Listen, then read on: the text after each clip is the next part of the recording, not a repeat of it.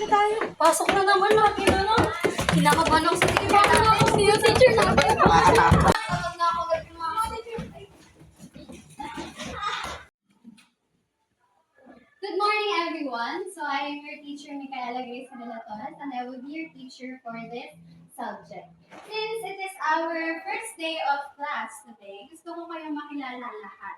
And we will be introducing ourselves, starting with you.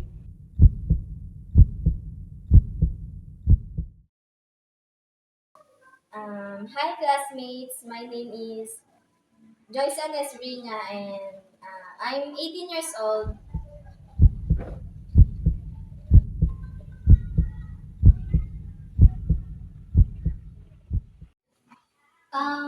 Do you have any talents or hobbies aside from that? Like, what are the things that makes you happy? Hobbies? Things that makes me happy? Ay, wala na pala ma'am. Siguro po masayahin na ako at maganda kasama. Okay, we have your stuff. Thank you po.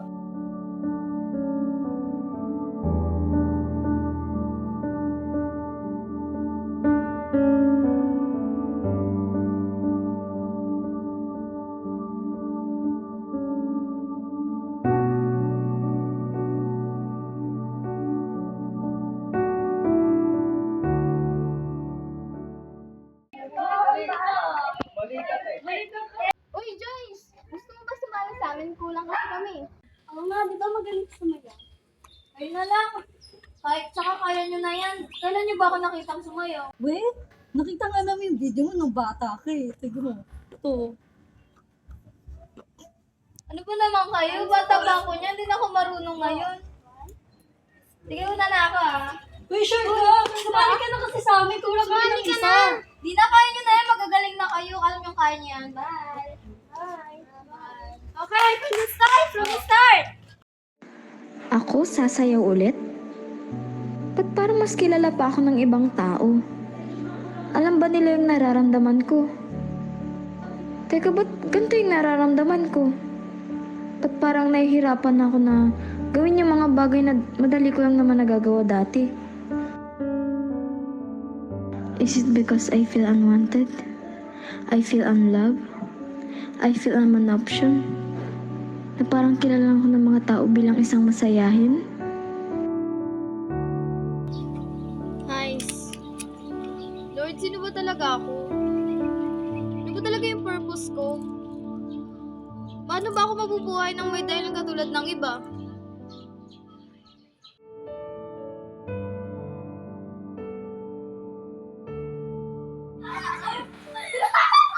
Mali. Mali na yun. Hindi ako marunong. Alam niyo, ay, no, sobrang kayo na miss. Alam ko sila mo yung miss ko eh. Oo nga! Ang tagal din natin di nagkita-kita. Alam ko may mga jowa na kayo eh. Pero paano magkakajowa eh? Parang nga mas busy pa tayo sa presidente. Okay na ako. Sino pa gusto ng drinks? Me! Sige, wait lang. Bumaba ka doon. Salit lang, akin na mabasa. Alam mo, Joyce, Bakit? Kasi sobrang masayain mo, di ba? Parang wala siyang pinagdadaanan. Yeah. Oo nga. Parang never kita nakitang malungkot or umiyak man lang. Kaya masarap siyang kasama sa mga ganito, no? Happy lang, walang drama. Ano ba naman kayo? Nandito lang ako pag kailangan niyo ako. Ano kata ko ni mama, oh? Sige, paano mo na ako? Turuan niyo ako. Drinks. Lunod po sa yung ano. Thank you. Thank you. Ano naman yung pinagkakaabalahan niyo sa buhay niyo ngayon? Ako, nung graduate tayo ng high school, syempre nag-usap ka, sumasali na ng state competition. Uy, same! Pero ngayon, nagtututor ako sa preschool. Ako naman, ngayon nagkikitara ako sa mga events. Ikaw, Joyce. Ako? Wala naman ako masyadong ginagawa. Nag-aaral lang ako. Anyways, ako naman nag-MC ako sa iba't ibang events ngayon. Oo, ang gagaling naman ng mga kaibigan ko. Pag-pray ko yung safety and success niya para makalimusak sa inyo.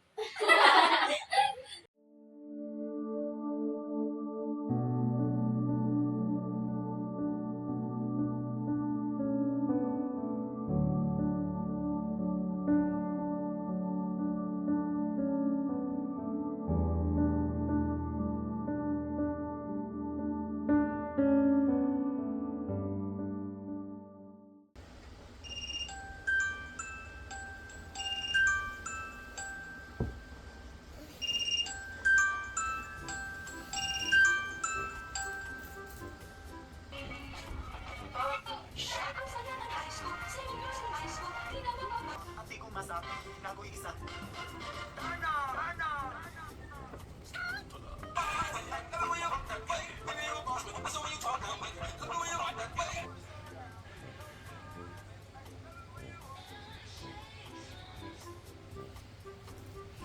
Tanghali na! Gumising na kayo!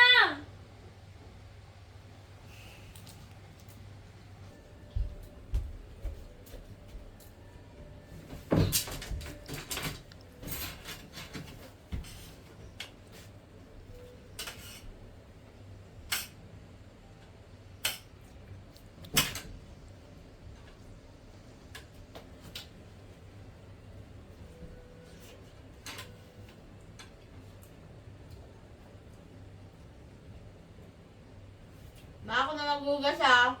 Sige, gumawa ka na din ng mga assignments mo.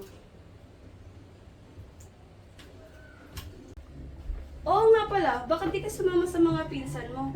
Maghanap kayo ng extra o kaya sumali ka na lang sa competition. Di mo gayahin yung mga kaibigan mo para naman di ka lagi dito sa bahay. Ano ka ba naman, ma? Pag naging busy na ako, sige ka, wala ka ng magandang anak at hindi na ka masipag dito. Biro na naman. Ano bang plano mo? Magka-college ka na oh. Tutuloy ka pa ba? Walang saysay ang buhay mo kung lagi ka lang dito sa bahay. Ano ka ba naman, ma? Darating din tayo dyan.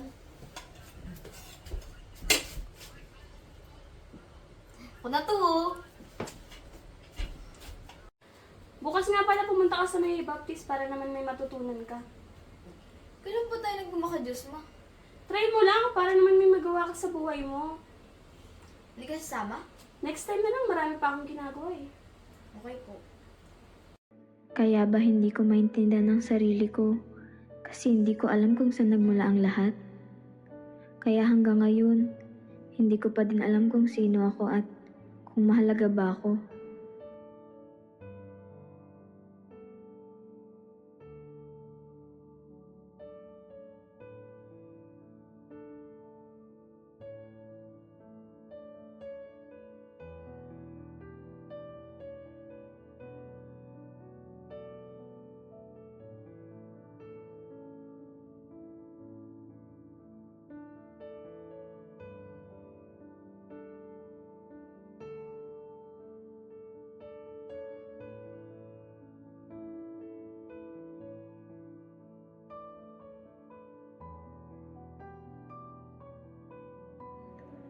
Ngayon naiintindihan ko na, si Jesus ang pinagmula ng lahat. Andito ako para sa Kanya. Ngayon, alam ko na. Bumaba siya sa mundo upang ituro ang kaligtasan. Inialay niya ang kanyang buhay para sa atin. Pinako siya sa krus para sa ating mga kasalanan. Nang sa gayon, magkaroon tayo ng karapatan maging mga anak niya. At naligtas tayo mula sa kabayaran ng kasalanan, ang kamatayan. At binigyan niya tayo ng tungkulin na paglingkuran siya at ibahagi ang kaligtasan sa iba. Ngayon, alam ko na ang aking dahilan. Andito ako sa inyong harapan dahil ako ay tinawag ng isang Diyos na nagpapahalaga sa akin. Kaya mahalaga kayo, at bawat isa sa inyo ay may sariling panawagan kay Jesus. Tandaan, kilalanin ang lumikha para malaman ang inyong panawagan at malaman ang inyong dahilan. God bless po.